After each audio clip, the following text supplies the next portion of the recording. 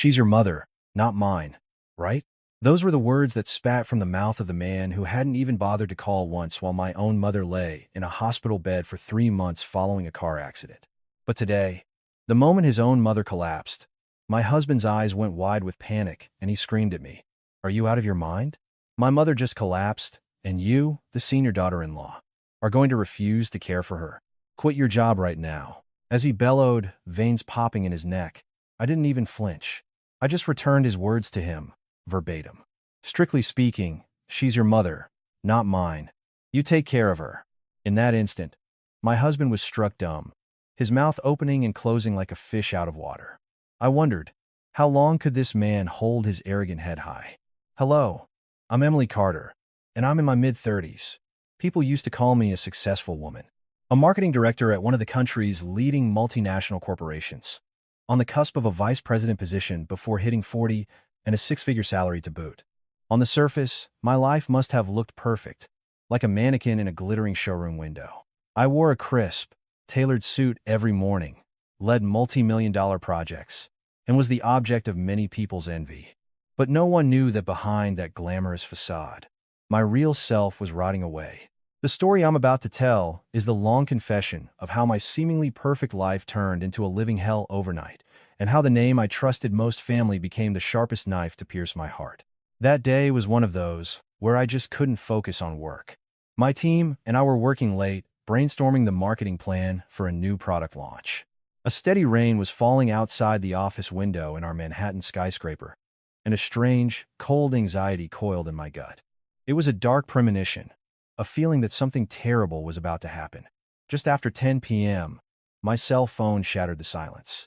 It was an unknown number, but a tremor of dread made me answer it. The voice on the other end was a nurse from an emergency room, and her words made my heart plummet. "Are you Helen Carter's daughter? Your mother was the victim of a motorcycle hit and run while she was in a crosswalk. She's in critical condition and needs to go into surgery immediately. You need to get here as soon as you can." I froze on the spot, unable to speak.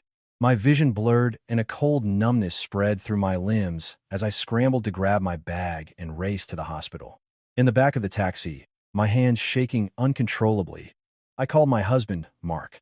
I thought he was my only family, my only rock to lean on. He answered before the second ring, but the loud, boisterous noise of a work dinner party blasted through the speaker. "Hey, what's up?" I'm in the middle of a client dinner. Hot tears welled in my eyes at his cheerful tone, but I choked them back and explained the situation. I pleaded with him to come, telling him my mom was in surgery. His reply made me question my own hearing. "Oh, wow, that's rough. But what can I do? I'm in the middle of a really important conversation with my boss. I can't just leave. Text me when the surgery's over. It's not like she's going to get better faster if I'm there, right?" The line went dead. Holding the silent phone, I stared blankly out the window. The rain was pouring down in sheets, a perfect mirror for the tempest raging in my heart. I don't know how long I cried alone, keeping vigil outside the operating room. I just stared at the glowing red "in surgery" sign, praying over and over again for my mom to be saved. The surgery ended just before dawn. The doctor explained that she had pulled through, but she had suffered a severe compound fracture in her leg and would need to be hospitalized for at least 3 months. Breathing a sigh of relief, I went home to grab some things. Mark still wasn't back. He finally stumbled in as the sun was rising, reeking of alcohol. His hair was a mess and his shirt was wrinkled. Instead of a look of concern, the first thing out of his mouth was about money. He nudged my shoulder and asked, "So, does your mom have good insurance? The settlement and insurance payout should be pretty decent."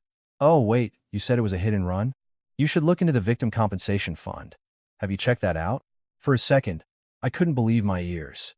His mother-in-law had just barely survived a night on the brink of death, and his first thought was money. Was this man even human? I fought back a surge of rage and glared at him. "Is that seriously the first thing you have to say? Mom almost died, and you're talking about money? You didn't even show up last night, and this is what you come home with?" He ignored my glare, flopped onto the sofa, and let out a huge yawn. "Hey, I'm just being realistic. Hospital bills aren't cheap. I'm exhausted from all that networking. Let me get some sleep, keep it down." I clenched my fists, my body trembling. I had planned to ask him if he could at least cover the weekends at the hospital, since I had my job and a limited number of vacation days.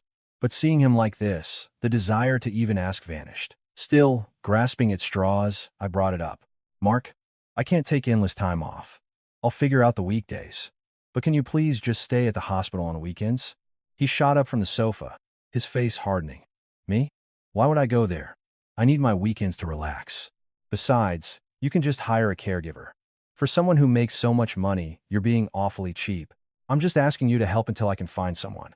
We're family. Can't you do that much? At my words, he scoffed, a look of utter disbelief on his face. Let's get one thing straight. Strictly speaking, she's your mom, not my mom. You're the one with the big salary. So you hire someone and figure it out. Just don't drag me into it. In that moment, I felt like I'd been hit over the head with a sledgehammer. She's your mom, not my mom. Isn't family supposed to be there for each other? In good times and bad? His words drove a nail straight through my heart. I decided then and there not to rely on him for anything. I'd have better luck confiding in a stray dog. From that day on, I began the hellish ordeal of handling the caregiving all by myself. I told my boss the situation and used up all my vacation days, but Mom's condition was worse than expected. She developed post-traumatic delirium, screaming in the night and calling only for me. I tried to hire aides, but Mom rejected every stranger, crying out for me until they quit. I survived on cat naps on a small cot in her hospital room, managing her bedpan, feeding her, and just getting through each day. A glance in the mirror showed a ghost. My eyes were sunken, my skin was sallow. And yet, Mark never once visited, not even a single phone call. On the rare occasions I'd dash home to grab a change of clothes, he'd greet me with irritation. He'd kick at a pile of laundry on the sofa and grumble. What is this mess? You don't even make dinner anymore? I work my butt off all day, and I can't even get a decent meal at home? You're so obsessed with your own family, you've completely forgotten you have a husband. The audacity of it was staggering. Tears of frustration pricked my eyes, but I held them back. Fighting now would only drain me, and I needed to focus on my mom. I silently did the laundry, vacuumed the apartment, and headed back to the hospital. As I left, I heard him snort behind me. So tough. When a woman's that aggressive, no wonder there's nothing but trouble in the house. Hearing that as I walked out the door, my legs almost gave out. But I thought of my mom, gritted my teeth, and kept going. About a month in, Mom had a moment of clarity and said she wanted to see her son-in-law. Mark must be busy. It's so hard to see his face. Her words felt like a knife in my chest. I forced a smile and called him. The phone rang for a long time before he answered, his voice thick with annoyance. Honey, Mom wants to see you. Could you just stop by for a little bit, just to show your face? Please? His response was as cold as ice. Look, I'm busy. I have a client meeting. I can't make it. Just tell her I'm busy. Do I have to spell everything out for you? I gotta go. He hung up again. I had to lie to my mother, telling her Mark was stuck at work on a major project. Mom nodded with a sad smile, but I could read the disappointment in her eyes. That evening, I happened to look at my sister-in-law Tiffany's social media. I usually avoided it, but for some reason, I had a strange feeling. Sure enough, her Instagram was filled with shocking photos. Under a series of hashtags, there was my husband, my mother-in-law Brenda, and Tiffany, all beaming against the backdrop of the blue Miami Ocean. There were pictures of them toasting over a lavish seafood dinner and posing affectionately in a botanical garden.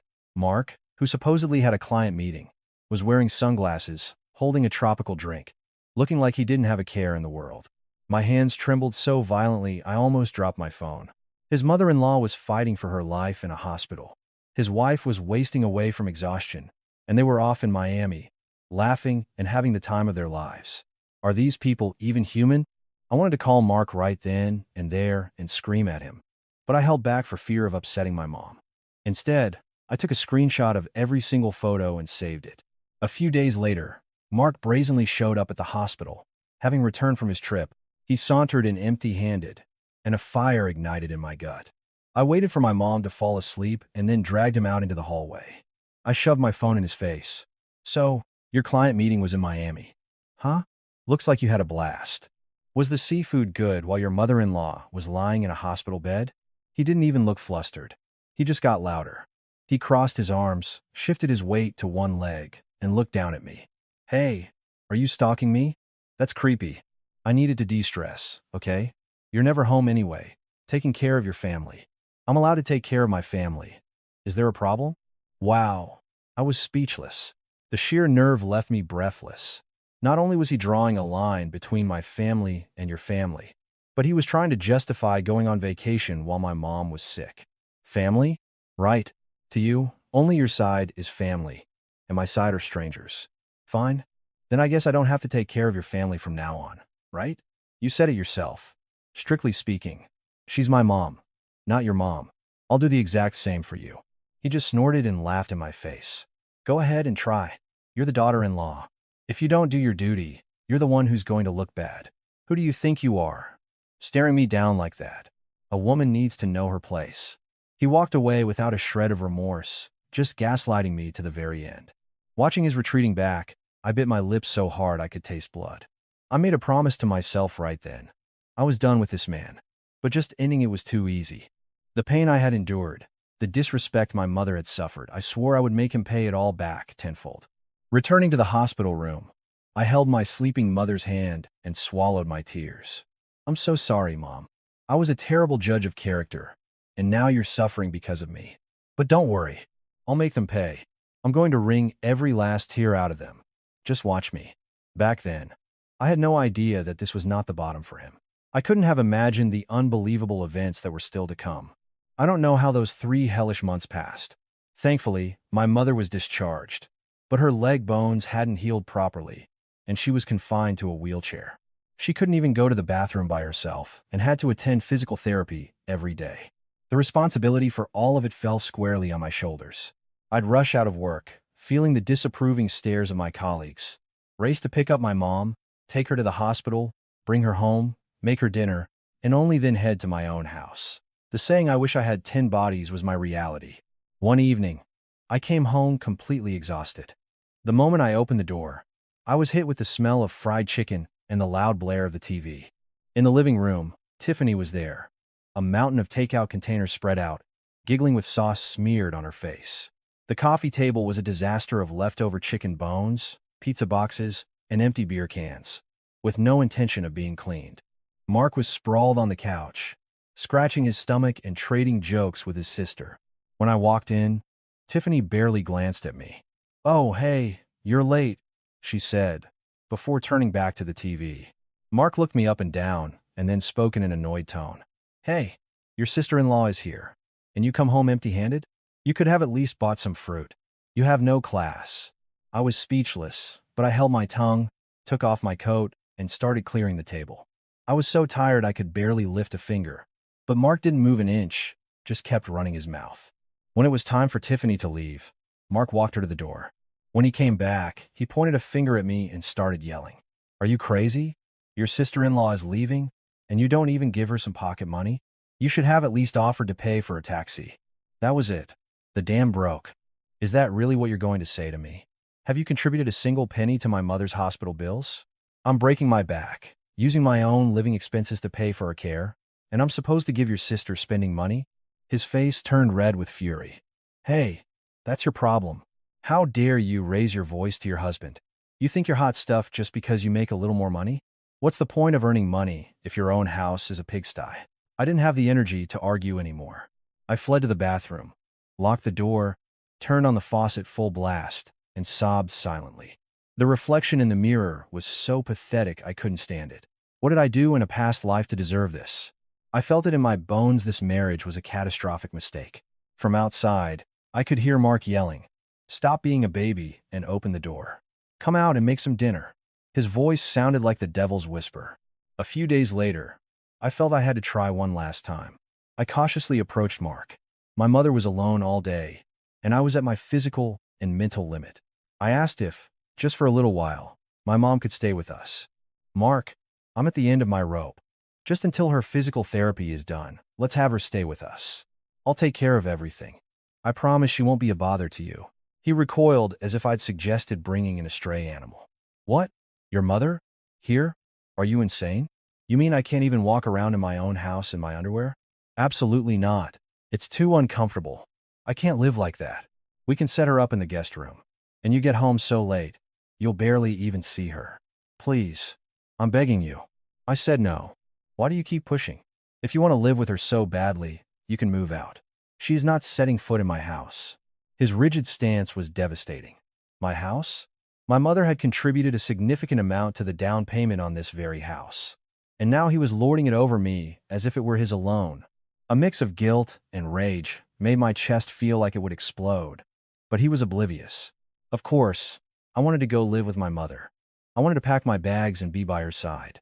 But when I brought it up with her, she scolded me severely. Are you crazy? A married daughter coming back to live at home? Think of the shame. What about your husband? What will he eat? I'd rather die. Not until I'm dead and buried. Seeing my mother, in her frail condition, vehemently refusing, I couldn't push it.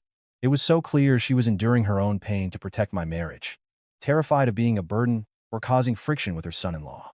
Her selflessness broke my heart. So I was trapped, unable to go forward or back, my insides burning to ash. After a few days of cold silence, it was time for a major family gathering on my husband's side. I had to go to my mom's first to make her dinner, so I was inevitably late. By the time I rushed to my in-laws' house, the main event was over, and the family was sitting around eating dessert. A chilly silence fell as I walked in. My mother-in-law, Brenda, clicked her tongue. Look who it is. The daughter-in-law who is too important to help prepare for the party. You must think you're royalty. I bowed my head in apology.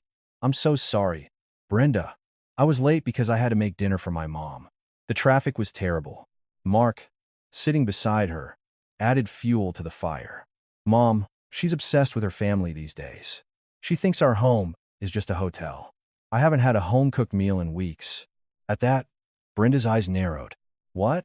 You're starving my son, the man of the house? Have you lost your mind? Don't you know the saying, a daughter is married off? Stop running to your mother's house. I forbid it. To be humiliated like that in front of all his relatives was unbearable. My face burned with shame. I thought to myself, my salary is 1.5 times his. Why am I the one standing here like a criminal? I do all the housework, attend all his family functions, and bring home the bigger paycheck. I'm the biggest fool in the world. That night, back home, I was reviewing our finances to pay for Mom's latest hospital bill. The costs were higher than I expected, so I decided to cash in a certificate of deposit my mom had given me as an emergency fund when we got married. But when I logged into my online banking, the balance was zero. I refreshed the page again and again, my heart pounding, but the result was the same. What's more, there was a record of a $30,000 loan taken out in my name. My hands started to shake. My heart hammered against my ribs so hard I couldn't breathe. There was only one possible culprit. I burst into the bedroom and shook Mark awake. Mark, get up right now. Where is the money from my savings account? And what is this loan? He sat up, bleary-eyed, and yawned. Oh, that. I used it for something. Why are you waking me up and yelling? You used it? That much money? For what? And you took out a loan without my permission? That's a crime. As I screamed, he scratched his head in annoyance. I got into stock trading. Heard about a can't-miss opportunity, so I invested a little. Come on, between a married couple. What's yours is mine, right? When it hits big, I'll pay you back double. Stocks? So what happened to the money? Well, it's down a bit right now, lost about half. But just wait. Don't you have any faith in your husband? My legs gave out, and I collapsed onto the floor. That money, it was my mother's life savings. Money she had scraped together over a lifetime of running a small shop, tucking away every wrinkled bill. She gave it to me when I got married, so I would never feel small or helpless, so I'd have a safety net in emergencies. It was her blood, sweat, and tears, and this man had just thrown it all away. You're insane. Do you have any idea what that money was? It was my mother's life. Give it back. Now. As I lunged at him, he shoved me away. Hey, when a man is trying to do something big, sometimes there are setbacks. Stop screaming. And do you think she gave you that money just for you to hoard it? Don't be so selfish. In that moment, I realized it. You can't reason with this person. We were past the point of conversation. I pushed down the boiling rage, my anger turning ice cold. I pushed myself up from the floor, wiped my tear-streaked face, and looked him straight in the eye. He flinched, sensing the change in me. Fine. I understand. We're a married couple. It can happen. My sudden calm seemed to relieve him. See? Now you're making sense. Just wait a little bit. I'll hit the jackpot, and you'll be living like a queen, he blustered. I smiled a cold, bitter smile on the inside. Keep talking. Talk all you want. This will be the last time you get to run your mouth. From that day on, I became an actress. I pretended to be the obedient wife, making his meals and doing his laundry, lulling him into a false sense of security. Secretly, I bought miniature recording devices. I hid them all over the house, in his car, and even in the pockets of the suits he wore most often. I started recording every conversation and opened a separate bank account, hiding my income completely. When he asked why my paycheck wasn't being deposited into our joint account, I'd say, it's going directly to my mom's medical bills. I had to take an advance. He would grumble, but my performance as the pitiful, burdened daughter was so convincing he never suspected a thing. I covered my mom's expenses by opening a line of credit. Seeing the debt grow was agonizing, but I clung to the thought of getting it all back in the divorce settlement. Every night, I would listen to the recordings, transcribing Mark's verbal abuse and the trash talking from his family. The more I listened, the more furious I became. But that anger was the fuel that kept me going. One night, a recording caught him muttering to himself after coming home drunk. Ugh, there has to be more insurance money from the old lady's accident. My wife is too stupid to figure it out. Mom's big birthday is coming up. I wanted to throw her a huge party. Where am I going to get the money? Listening to that, a chill went down my spine. This man was truly beyond saving. There was no hope for redemption. I clenched my fist, created a new folder on my computer named Divorce Prep, and began methodically organizing the evidence. As these days of walking on eggshells continued, something unexpected happened. I don't know if the universe was on my side or simply presenting another trial. I was leaving the office, exhausted as usual, when my phone began to ring incessantly. It was Tiffany. She never called, so I suspected she wanted something. I was tempted to ignore it, but a nagging feeling made me pick up. Just as I expected, Tiffany's panicked voice came through the phone. Emily, it's terrible. Mom collapsed in the bathroom. They're taking her to the ER in an ambulance right now. You have to come quick. My mind went blank. I knew Brenda had high blood pressure, but I never imagined she would collapse so suddenly. I grabbed my bag and rushed to the hospital. When I got to the ER, Tiffany was a mess, crying hysterically, while Mark just leaned against a wall with a dazed expression. A doctor came out and told us that while they had caught it in time, she'd had a major cerebral hemorrhage and needed surgery. While we waited outside the operating room, Tiffany clung to my sleeve, whining. Emily, what if something happens to my mom? I'm so scared. You have to do something. I was dumbfounded, but I calmed her down and turned to Mark. Did Brenda take her blood pressure medication regularly? When was the last time she saw a doctor? He answered with an irritable snap. How should I know? She said she was taking it. Why are you grilling me? You're the daughter-in-law. Weren't you supposed to be looking after her health? Wow, the nerve of this man. I was running myself ragged, caring for my own mother, and now he was blaming me for his mother's health. She was his mother. Shouldn't he, her own son, know more about her condition than anyone? I swallowed my anger and waited for the surgery to end. Hours later, the surgery was over, and Brenda was moved to the ICU. Thankfully, her life wasn't in danger, but the doctor's next words were a bombshell. The surgery went well, but there's a high probability of paralysis in the lower half of her body as a side effect. She will require continuous physical therapy and 24-hour care. The family needs to prepare for a long road ahead. The moment they heard that, the expressions on Mark and Tiffany's faces hardened. 24-hour care. That meant one of them would have to quit their job, or they'd have to hire a full-time caregiver. Tiffany immediately started backing away. Oh, no. What am I going to do? I have to pick up the kids from their after-school programs. And my back is bad. I can't do any heavy lifting. Mark, you'll have to handle it. Mark shot back. Hey, aren't you her daughter? After everything Mom did for you? I'm too busy with work. You do it. You're the eldest son. Besides, Emily's here. She's the daughter-in-law. It's her duty. Watching the two siblings bickering in the hospital hallway, passing the buck, was so pathetic I had to laugh.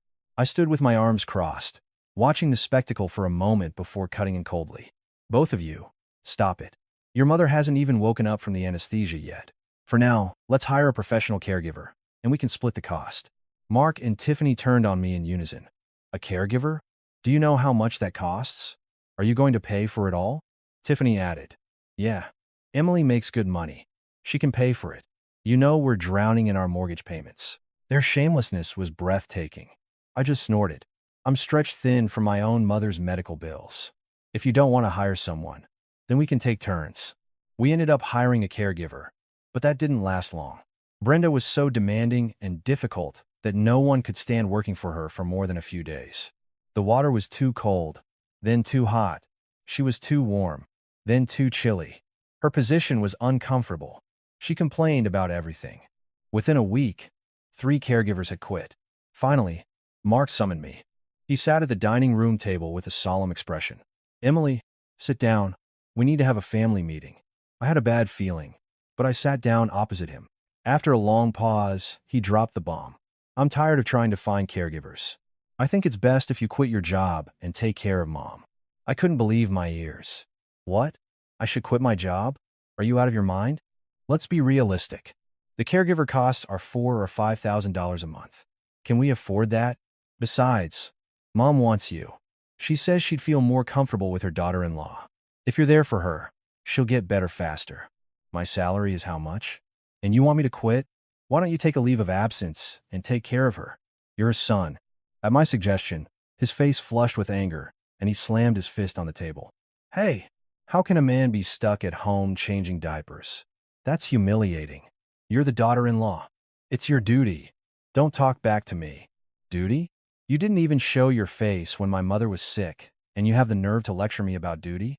Can your salary cover our living expenses and her medical bills?" As I laid out the facts, he was cornered, sputtering with rage. Just then, my phone rang. It was Brenda from the hospital. Mark put her on speaker. Her voice boomed through the room. "Mark, is Emily there? Put her on." With a trembling hand, I took the phone. "Hello, Brenda. How are you feeling?" "How am I feeling? I'm alive, that's how. How dare you not even show your face when your mother-in-law is lying in a hospital bed? After everything I've done for you, is this how you repay my kindness? Everything she'd done for me? She hadn't contributed a dime to our wedding or our house. She acted more entitled than my own mother, who had actually helped us financially. What kindness was she talking about?" Tears of frustration stung my eyes, but I swallowed them and replied, "Brenda, I've been busy with work. I'll come on the weekend." "Nonsense. Quit your job and get over here now and take care of me. What kind of daughter-in-law can't even support her husband and respect her mother-in-law? This whole mess is your fault. Your aggressive personality brought this bad luck on our family." Her verbal assault was too much. I couldn't take it anymore. A hot rage burned in my chest. If I listened to another word, I felt like I would collapse. "Brenda, that's out of line. What did I do that was so wrong? And caregiving is a son's responsibility. I'm just a person who married into the family." At my words, she started wailing. "Oh, my God, she's trying to kill me." Mark snatched the phone and hung up, glaring at me. "Are you crazy? Are you trying to give my mother another stroke? Apologize. Right now. Apologize for what? I didn't say anything that wasn't true. You go be a good son. I'm done." I stormed out of the room, went into our bedroom, locked the door, and collapsed on the bed, sobbing.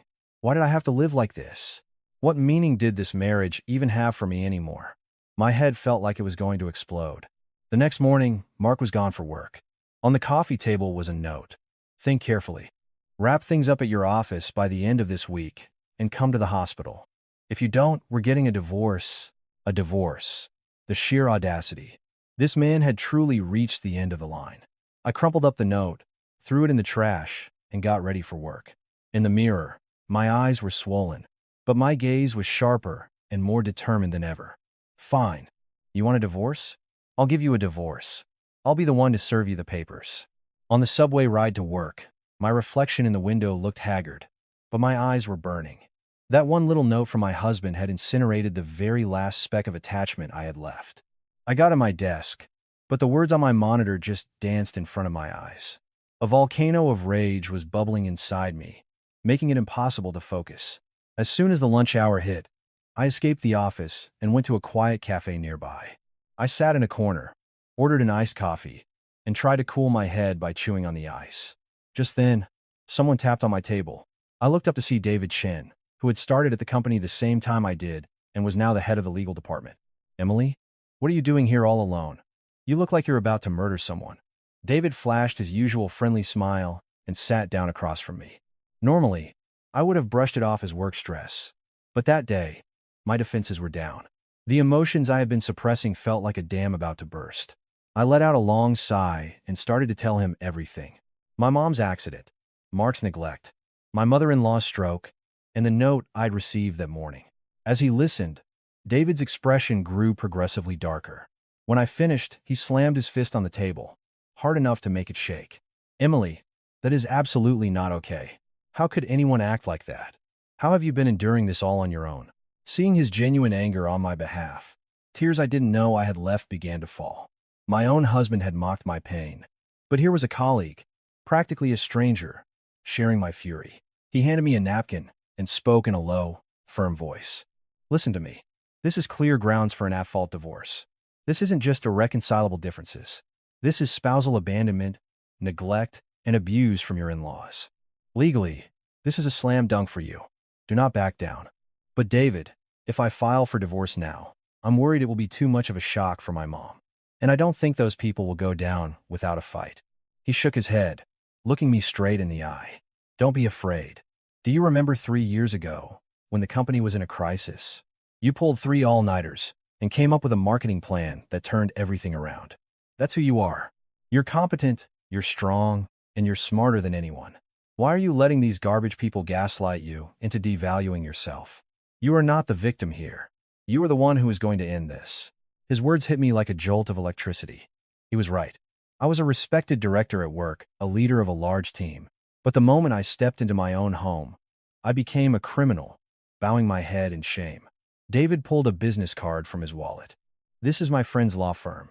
They specialize in divorce, and their success rate is nearly 100%. I'll give him a heads up. Go and have a consultation. And right now, the most important thing is to gather evidence. Recordings, text messages, hospital receipts, collect every single thing. That conversation with David was the spark that reignited the dying embers inside me. As I left the cafe, my steps felt lighter. I had just gotten back to my desk when my boss called me. Emily, can you come to my office for a minute? His expression was serious, and my heart sank. Had rumors about my personal life reached the office? But what he had to say was completely unexpected. Emily, you know about the new global project headquarters is launching? I recommended you for the lead position. It was a unanimous decision at the executive meeting. This comes with a promotion to vice president, so it's critical that you succeed. What do you say? Can you take it on? I felt the air leave my lungs. Vice president. It had been my ultimate career goal since I joined the company. A few months ago, my first thought would have been, what about Brenda's care? Mark will hate this. But not anymore. This was my chance. A chance to climb so high that those people wouldn't even be able to see me. This was my golden ticket. I clenched my fist and looked at my boss. Thank you, sir. I'll take it. I will give it my all and make it a success. That's the Emily I know. I'm counting on you. Back at my desk, I read the official email confirming the promotion, my heart pounding. I briefly considered telling Mark, but immediately dismissed the thought. Now was not the time. This promotion had to be my most powerful weapon. I decided to keep it a secret and, instead, play the part he wanted me to play, the defeated, helpless wife. On my way home, I deliberately slumped my shoulders and walked into the apartment. Mark was on the couch, watching TV and laughing. He glanced at me as I entered, his first words dripping with condescension. So, you're here. Did you submit your resignation? Did you do it today? I dropped my bag with a thud and let out a deep sigh, slumping into a chair at the dining table with a world-weary expression. Yeah. I talked to my boss today. I told him I'll finish up by the end of the month. At my words, Mark shot up from the couch, his face alight with a triumphant grin. The sight of his pathetic smile was so repulsive it made me want to vomit. Really? That's great. See, my wife knows how to make a decision. So, when does your severance package come through? I just started the process. It'll take some time. Why? Are you in a hurry? A hurry? No, not really. It's just, Mom's hospital bills are piling up, and I need to average down on that stock I bought. I mean, we need to pay off that loan. Once your severance comes in, we can take care of that, and then you can start taking care of Mom. Perfect timing. Watching him count his chickens before they hatched, I had to suppress a bitter laugh. He wanted to use my severance to gamble more on the stock market. I wondered what the inside of his head looked like. To reassure him, I drove the nail in. Okay, I'll do as you wish, but just don't bother me while I'm wrapping things up. I need time to process this. Of course. Who's going to bother you? Get plenty of rest. Hey, I'll even do the dishes." He started humming as he went to the sink. The man who never lifted a finger was suddenly doing dishes because he smelled money. I went to my room, locked the door, and took out the recorder I had hidden in my desk. Then, I called Tiffany. She was the key to this part of the plan. I needed proof of not just what Mark thought, but what the entire family's attitude was towards me. She answered before the second ring. "Hello? Emily? What's up?" Her voice was as whiny as ever. I put on my most pathetic, defeated voice. "Tiffany, I've decided to quit my job. I'm going to take care of your mom." "Oh, really? Well, it's about time. I don't know why you put up such a fight. It's only natural for the man to work outside and the woman to manage the household." Her entitled response made my stomach turn. But I got to the point.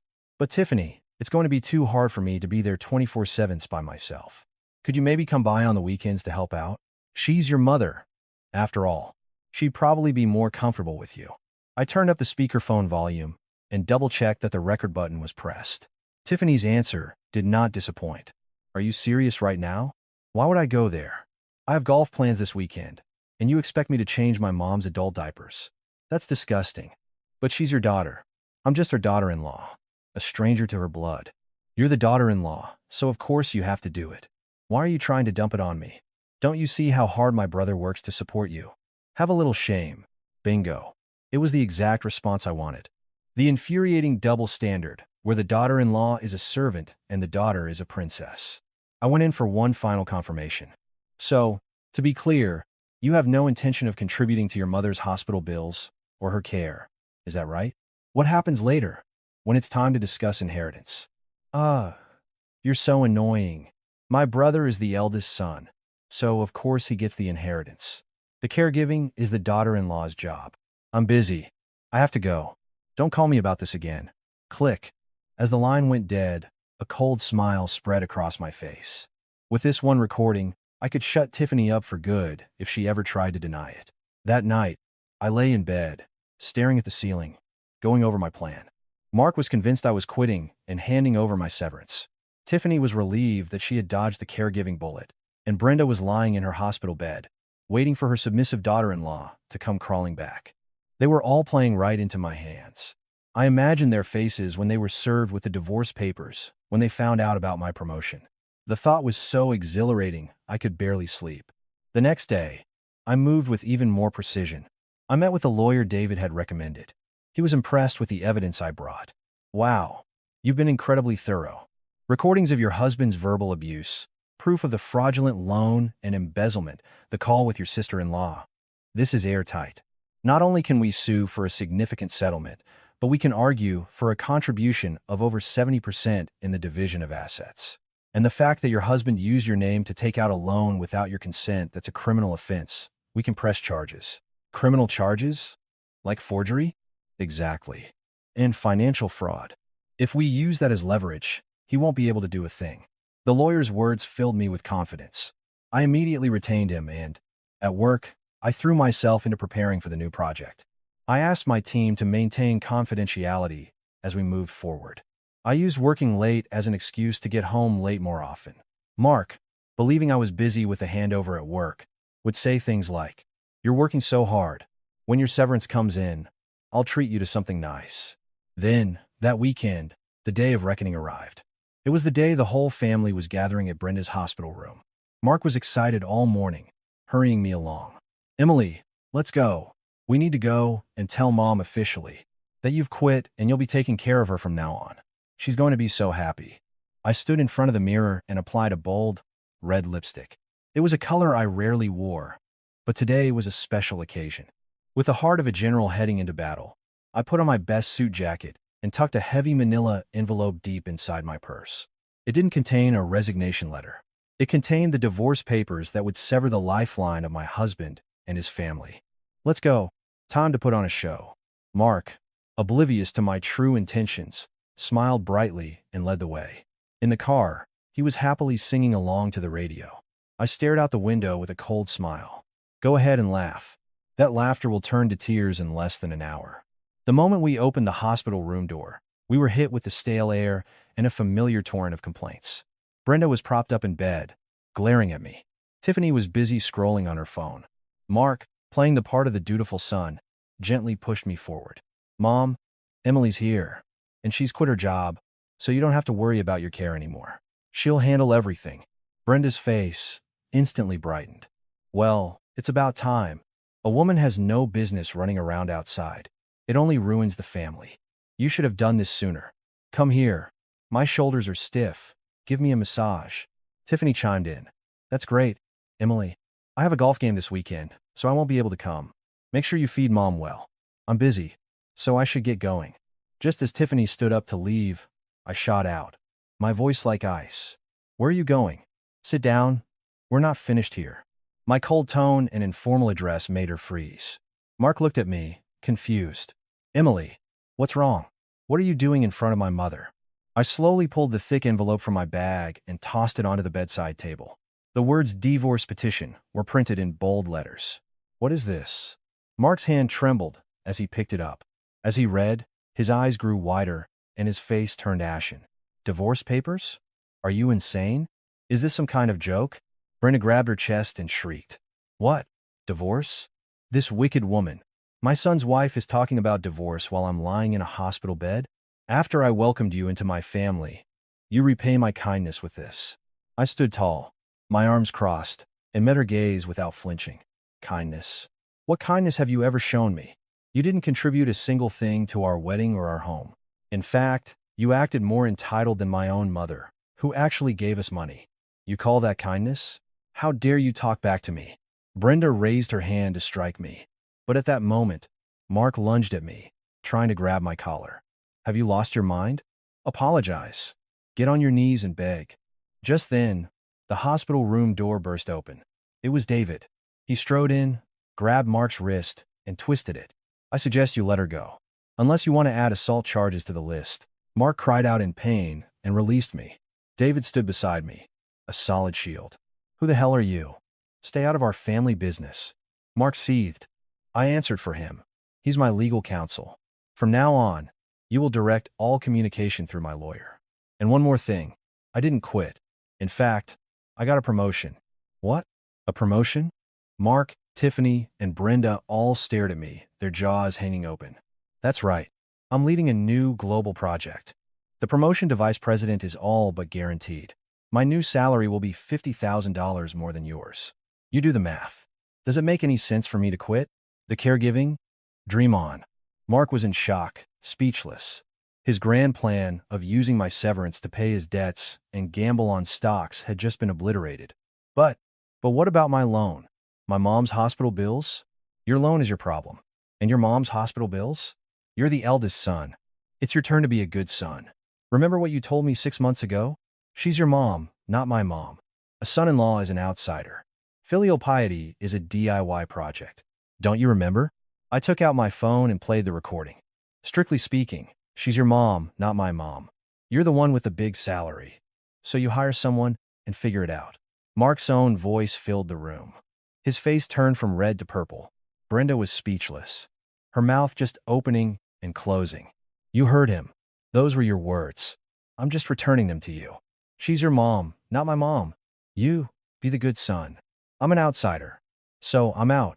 Tiffany jumped in, screaming. You are a monster, Emily. How could you do this to us? You're his wife. You have a duty. You think you can act all high and mighty just because you make a little money? I laughed in her face and played another recording. Are you serious right now? Why would I go there? It's the daughter-in-law's job. I'm busy. You handle it. Tiffany's voice echoed in the room, and her face went pale. You heard her too.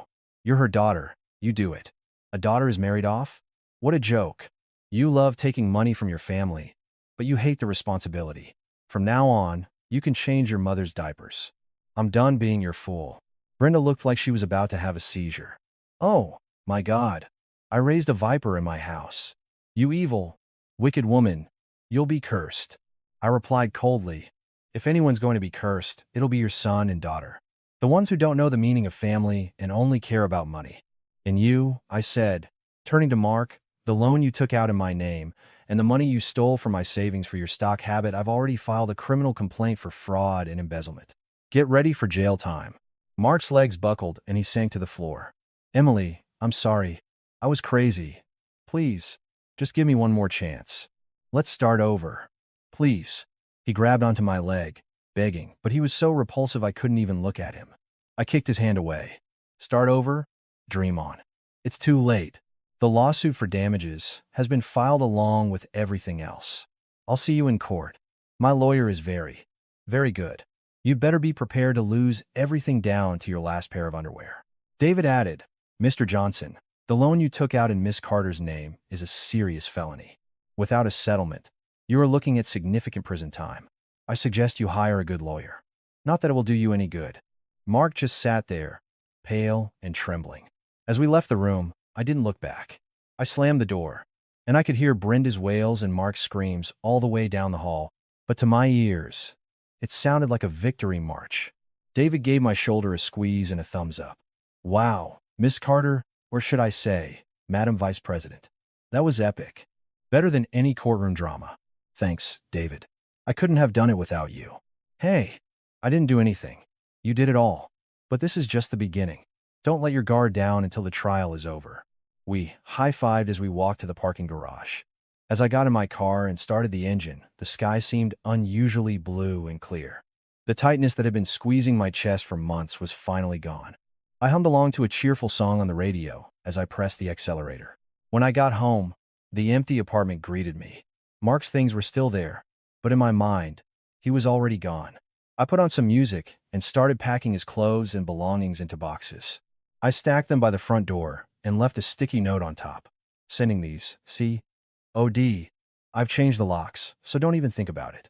Then, I poured myself a glass of wine and went out onto the balcony. Looking out at the glittering New York City skyline, I took a sip. This, I thought, is the taste of freedom. That night, for the first time in a long time, I slept soundly. I even dreamed of Mark and his family on their knees, begging for forgiveness, and I woke up smiling. The next morning, as I was getting ready for work, Tiffany called. Emily, I'm so sorry about yesterday. Mom was in so much shock, her blood pressure shot up. Please, can you just come by one more time? Mark is a mess. He's just drinking. Her voice was desperate and groveling, a stark contrast to her arrogant tone from before. Sorry, I'm busy. I have a lot of work and I'm preparing for the divorce. And your mother's blood pressure can be controlled with medication. You're there. You take care of her. Goodbye. Emily, wait. What if my brother goes to jail? He can't afford to pay back the loan. Why are you asking me? That's his problem. And don't call me again. I'm blocking your number. I hung up and immediately blocked her. They were so pathetic, so clinging, right to the very end. When I got to work, my team surprised me with a cake to celebrate my promotion. Their genuine happiness and congratulations brought tears to my eyes. Congratulations, Emily. You're an inspiration. Thank you, everyone. I couldn't have done it without you. I promised to work even harder. That night, at a team dinner, I told them about the divorce. They were surprised, but they were incredibly supportive. Good for you. The sooner you take out the trash, the better, they said. David, who was there, raised his glass. I can vouch for this. Our new VP is only going to be walking on a path of roses from now on. Just when I thought the divorce proceedings would go smoothly, life threw another cruel curveball. On the day of our first scheduled mediation, I had to race not to the courthouse, but to the emergency room. My mother, who had been doing so well, had suddenly collapsed with respiratory distress. The doctor said she had developed pneumonia as a complication, and there was a chance she might not make it through. Looking at my mom through the glass of the ICU, hooked up to a ventilator, her chest heaving with shallow breaths, my world fell apart. I wanted to throw it all away, the promotion, the lawsuit, everything. I was consumed with guilt, feeling that I had neglected her while I was so focused on my career and my revenge. I couldn't breathe. Every night, I held her hand and cried, Please, Mom, please don't leave me. But as if that weren't enough, I got a call from the company. It was the ethics department. Miss Carter, the company's internal message board is in an uproar. An anonymous tip came in, and the contents are very serious. It alleges that you had an affair with a colleague and destroyed your own marriage. We need you to come in immediately to verify the facts. I was dumbfounded. An affair? The nerve of him. It was clearly Mark, playing a dirty, desperate card. I was on leave to care for my mother, but I gritted my teeth and went to the office. The moment I walked into the lobby, I felt the stares. I could hear the whispers. That's her. The one who got the affair rumor right after her promotion. I heard her husband is protesting outside. So ruthless. What's the point of being successful if you have no morals? I wanted to scream, but I knew if I showed weakness, I would lose. I held my head high and walked to the ethics office. The compliance officer showed me the anonymous post, looking uncomfortable. It included pictures of me and David, walking with our arms linked, pictures of us together late at night, all edited to look incriminating. It even included fabricated testimony that I had refused to care for my mother-in-law. Is any of this true? The officer asked. I let out a bitter laugh. Sir, you know David and I started at this company on the same day. And those pictures? They were taken after we worked late or after team dinners. It was work, not an affair. And my mother-in-law's care? I was caring for my own mother who was in the hospital. I can submit all the hospital bills and caregiver contracts to prove it. In fact, I'm in the middle of a divorce because my husband committed fraud and embezzlement. It's ridiculous that this is being twisted into an affair. My confident response seemed to fluster the officer, but in a conservative corporate environment, a rumor, once started, is hard to kill. Then, I heard that Mark had started a one-man protest in front of our building, holding a sign, "Fire the adulterous Emily Carter. The wicked woman who ruined my life. The destroyer of families." Seeing those words, something inside me snapped. My mother was fighting for her life, and this man was here, doing this. I ran down to the lobby. When Mark saw me, he started yelling even louder, putting on a show for the growing crowd. Everyone, look at this woman. I worked my fingers to the bone to support her. And the moment she gets a promotion, she dumps me for another man. This is an injustice. People were gathering, murmuring. Mark shot me a triumphant smirk. The sight of his smug face made me sick. But I took a deep breath and spoke clearly and calmly. What are you doing? My mother is in critical condition. Stop this and get out of here. My mother? Don't use your mother as an excuse.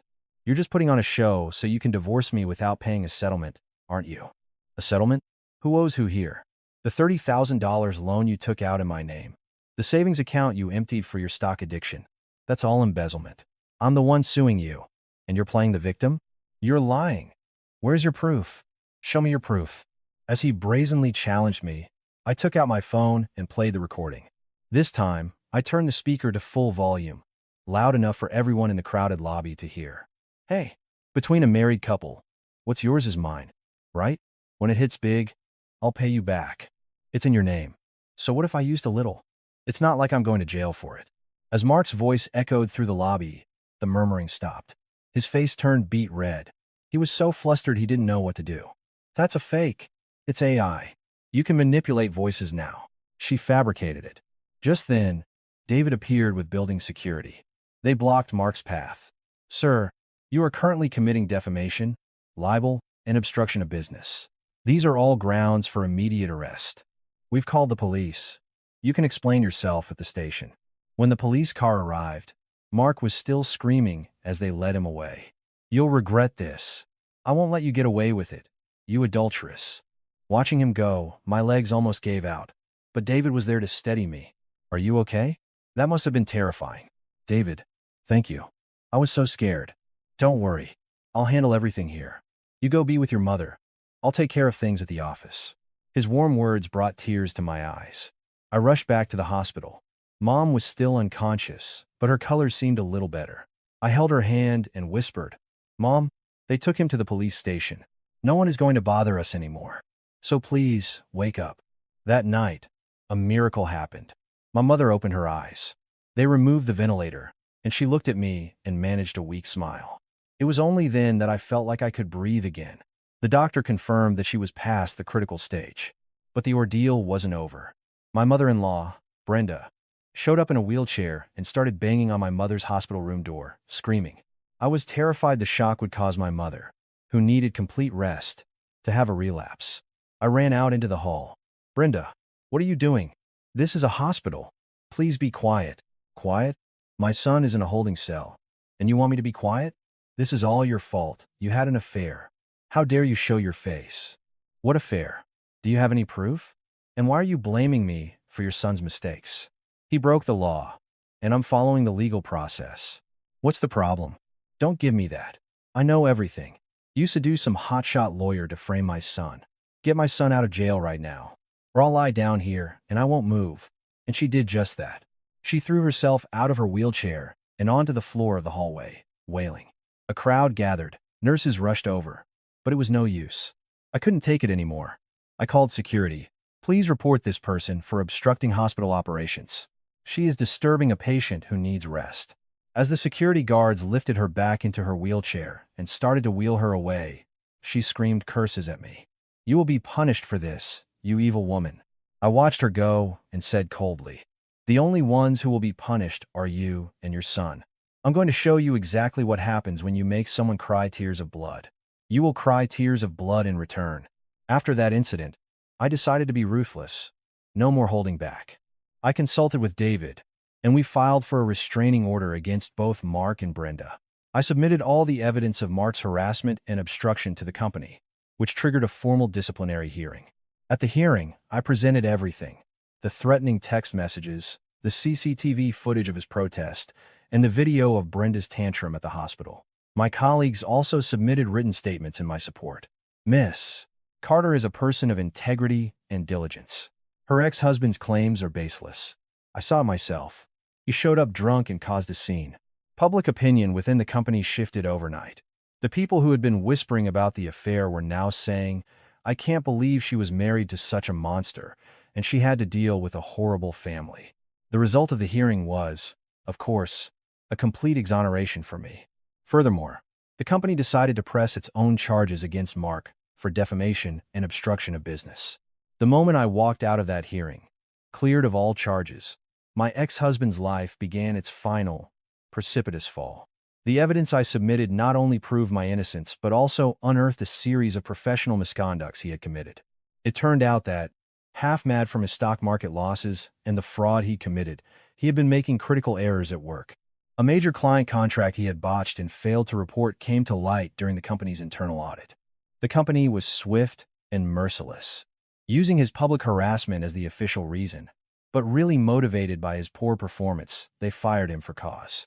I heard that as he carried his box of personal belongings out of the building, he looked like a broken man. But that was only the beginning of his hell.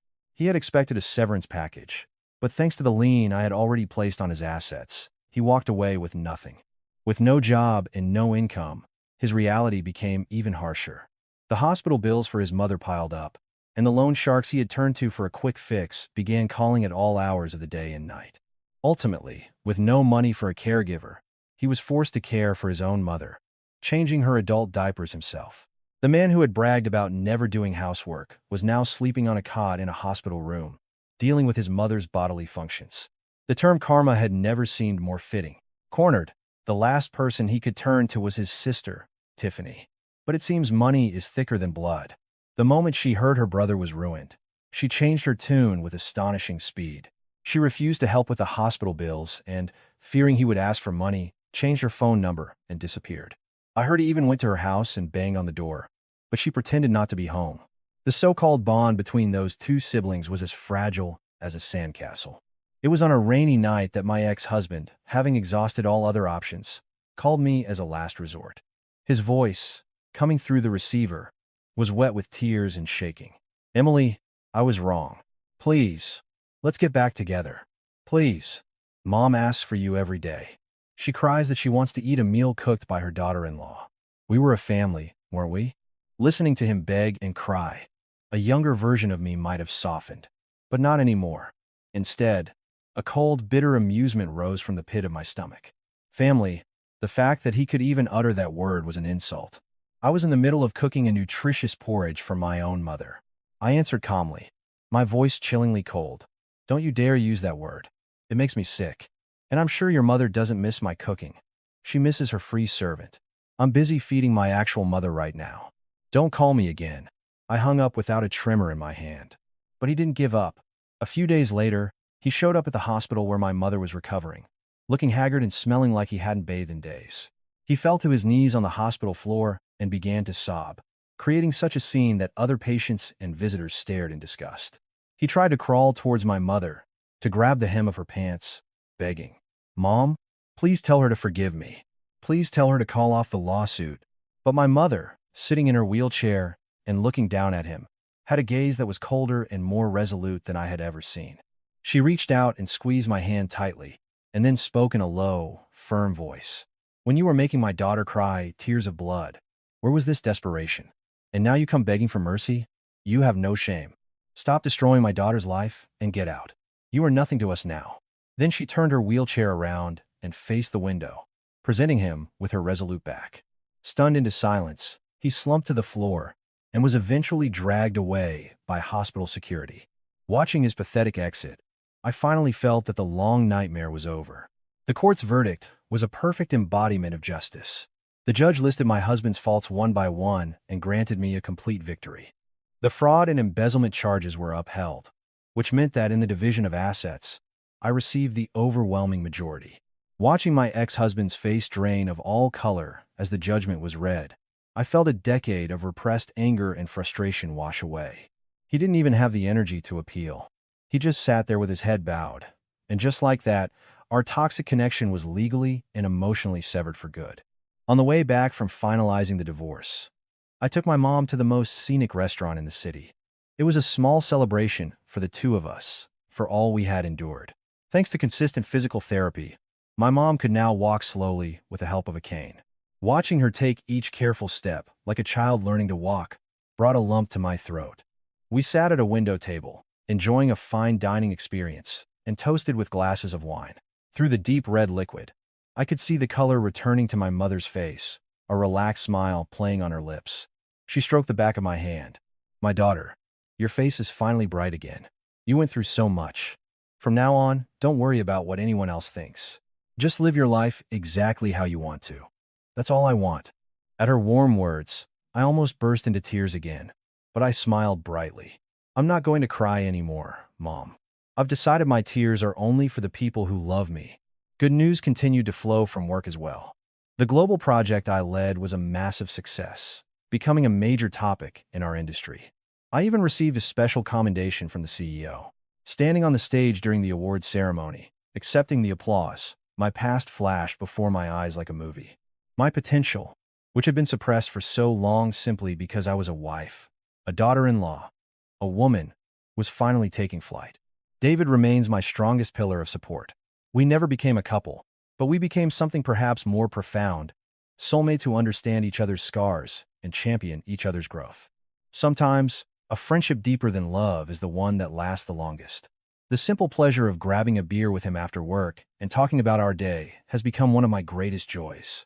As for my ex-husband and his family, the news I hear is grim. He's apparently working construction during the day and driving for a ride-sharing service at night, just to keep up with his loan shark debts. Brenda was eventually kicked out of her nursing home for non-payment, and rumor has it the two of them are struggling to even pay the rent on a tiny, one-room apartment. It's karma. You reap what you sow. The fact that their misfortune no longer stirs any emotion in me is the ultimate proof that I am finally completely free of them. These days, on weekends, I take my mom camping all over the country. We pitch a tent, build a campfire, and talk for hours under the stars. I can't express how precious that time is. I'm so grateful that I can finally be the daughter to her that I couldn't be while I was busy catering to my in-laws. Every time I see her laugh like a young girl, my heart swells with happiness. I've also started a YouTube vlog about my life as a proud, single woman. At first, it was just a personal diary, but many people have found strength and inspiration in my story of finding my way back to myself. I get comments like, "Your videos gave me the courage to leave my own toxic marriage and start a new life." Reading them, I feel that my pain was not in vain, that it can be a beacon of hope for someone else. I know now that the scars of the past didn't break me. They polished me into a stronger, more brilliant gem. Tonight, I'm sitting on the balcony of my new apartment, which I own, overlooking the Hudson River. A cool breeze plays with my hair, and the city lights sparkle like jewels before me. I gently swirl the wine in my glass and raise it in a silent toast to the night sky. I am not someone's wife or someone's daughter-in-law. I am just myself, whole and complete. The true spring of my life is just beginning. This is my finest hour. A smile spreads across my face as I take a sip of wine and breathe in the deep, calming air. My story ends here, but I believe that my and your finest hour has just begun. I sincerely hope that you, too, will become the protagonist of your own life and greet your most radiant moment. Thank you for listening.